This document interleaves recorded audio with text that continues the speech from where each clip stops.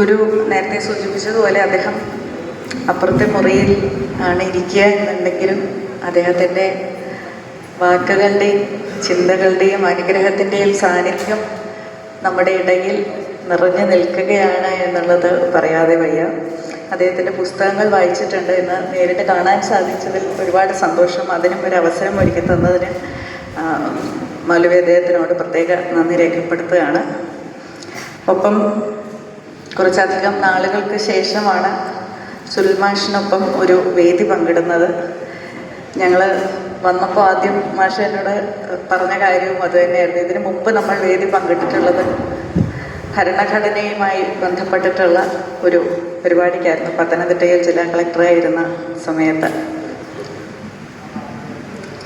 അപ്പോൾ ഭരണഘടനയിൽ നിന്നും നേരെ അടുത്തത് ഖുറാനിലേക്കാണ് ഒരുമിച്ച് വേദി പങ്കിടുന്നത് എന്നുള്ളത്.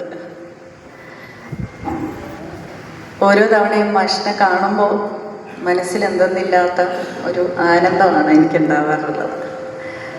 അത് അദ്ദേഹത്തിൻ്റെ അറിവും ശ്രീനാരായണ ഗുരുദേവൻ പറഞ്ഞിട്ടുള്ളതുപോലെ ആ അറിവിൽ നിന്നും ഉണ്ടാകുന്ന അലിവും അവ രണ്ടും ചാലിച്ചെടുത്ത് അതിൽ നിന്നും ഉത്ഭവിക്കുന്ന അരുളും ആണ് എന്നുള്ളത്.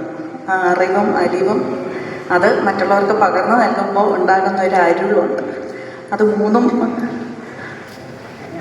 സ്വായത്തമാക്കിയിട്ടുള്ള അല്ലെങ്കിൽ അത് മൂന്നും പ്രകാശിക്കുന്ന ഒരു വ്യക്തിത്വമാണ് എന്നുള്ളതാണ് എനിക്ക് എൻ്റെ ജീവിതത്തിൽ എന്നും അനുഭവപ്പെട്ടിട്ടുള്ളത്. അതുകൊണ്ട് തന്നെ അദ്ദേഹത്തിൻ്റെ സാന്നിധ്യവും ഈ വേദിയെ ധന്യമാക്കുന്നു എന്നുള്ളത് നമുക്കെല്ലാവർക്കും വേണ്ടി ഞാൻ എടുത്തു പറയുകയാണ്.